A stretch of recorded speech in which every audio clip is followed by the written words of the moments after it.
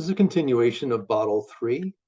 In this tutorial, we're going to talk about building the label on the ruled surface that we had built in the previous lesson. So I brought the geometry forward. Last time we had both the front and the back of the bottle. So I'm going to ghost the parts that we don't need. I'm going to ghost the back, and I'm going to select the ruled surface, which is a face. We select that, and then go to our derive tool under face and click in space. And now we have that surface isolated. The other parts are still there. They're ghosted, but we don't need to work with them at this point. So this ruled surface goes right up to these radiuses that we built on our bottle. For production purposes, we do need to allow tolerance. Our actual label needs to be a little bit smaller than that actual surface and keep that away from those radiuses. And this is for line fill equipment. So these label machines are very mechanized and they work very quickly, and they need to be fine-tuned. So sometimes those labels go off a little, and sometimes we do see that on packages. The label's a little crooked or it's off to one side. So they like to have a little bit of a tolerance there. Quite often it's about 1/8 of an inch, maybe 4 millimeters approximately.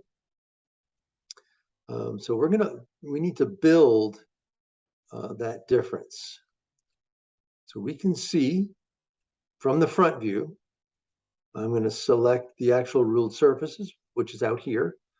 And I built this oval and this arc because that gives me a nice area for my label. Now, everybody's label is going to be different. This particular one is relatively easy to build because I have the oval and the arc, but other labels might be more complicated.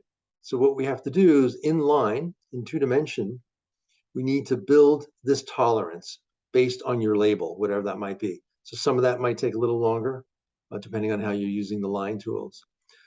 So I'm going to, after I've created these two-dimensional parts, so I'm going to trim split them and with line.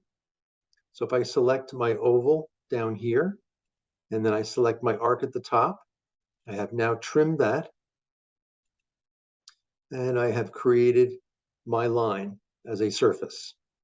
So what I want to do is I also want to radius these two corners.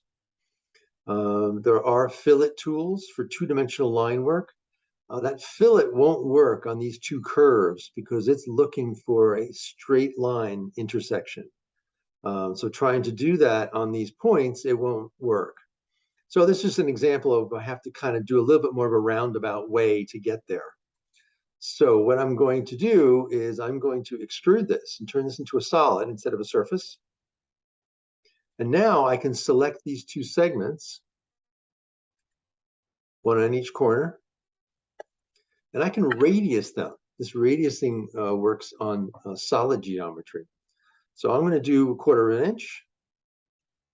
So now I have a nice radius in those corners. Again, this is a production tolerance. Quite often we like to have tighter radiuses on our labels, but this is also a production necessity. For these paper labels, they have these corners, so they don't get dog-eared in production and running on the lines. So I want to go back to having a face. I don't need the solid. I want a 2-dimensional object at this point. So I'm going to select that front face and derive a face from that. So now I have this outline. So I'm going to take this outline and I'm going to trim the curved surface that I derived from the bottle. So mine is flat, but I need it to be in this curved geometry. So if we go to the front view, go to line,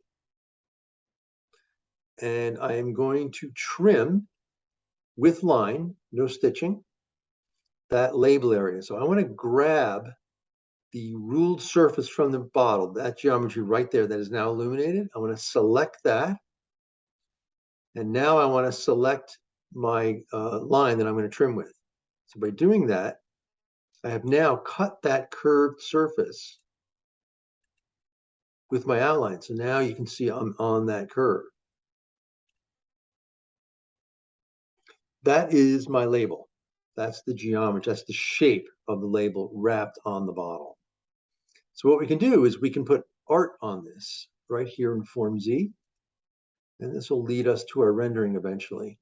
We can bring in imagery and art, labels.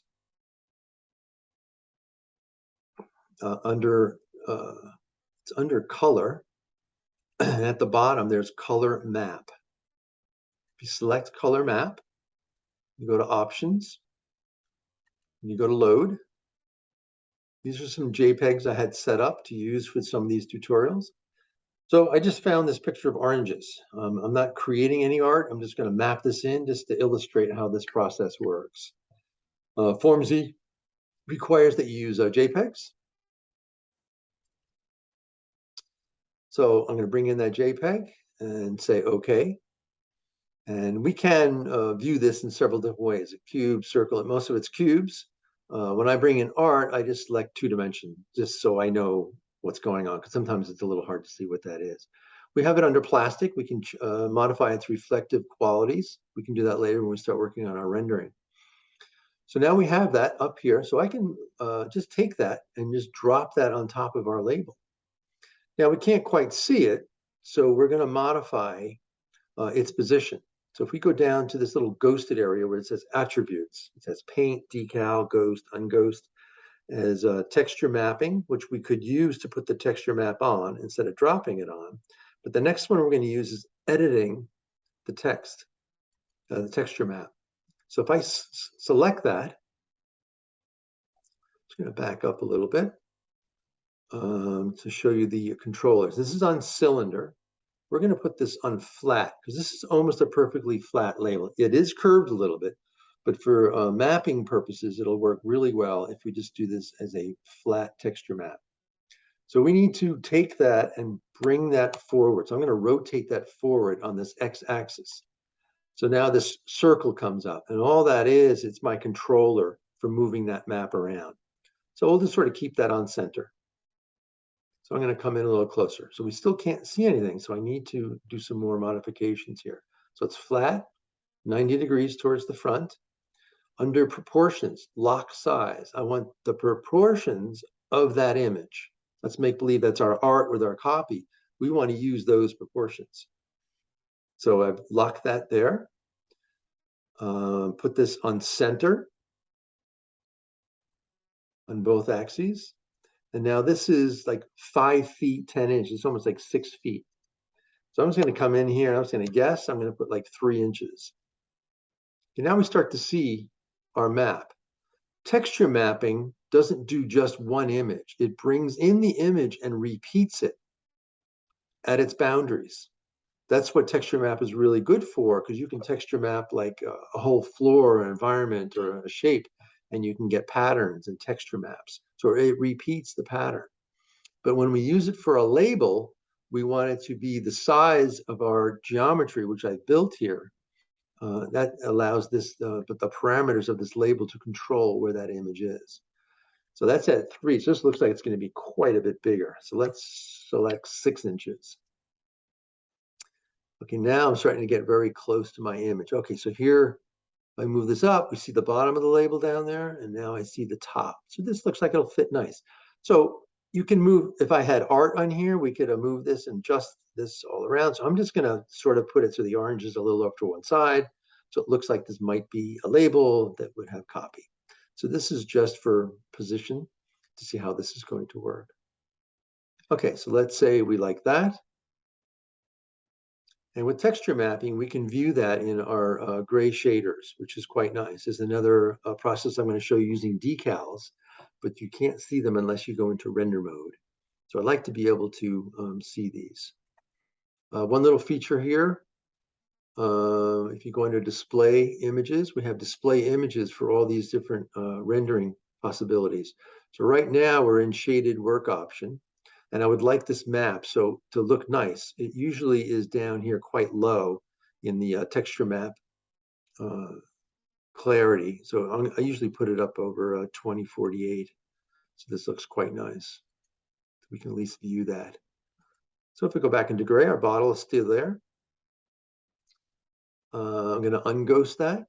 Now this label is actually sitting right in the same exact place and space as the front of the bottle. So if I were to show this with the bottle, you can see these gray striations. It's because it's a little confused about what to show. So we want to move that label geometry, that actual piece of paper, if you will. I'm going to move it forward a little. So if you view top, I'm talking about a very little bit. The label, I'm going to go to line so we can see it's that red line right there. I'm just going to go to move, lock to vertical geometry. I'm just going to pull that forward. That's a little too much. Just slightly, just to keep it off the bottle. So if I go back to our gray shader, so now the label is nice and clean. And we can see that clearance that we have. Get rid of the lines.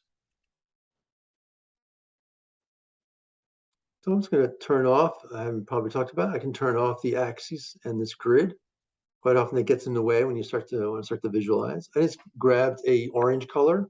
I selected orange and made it one of these materials. What am I doing here? Color.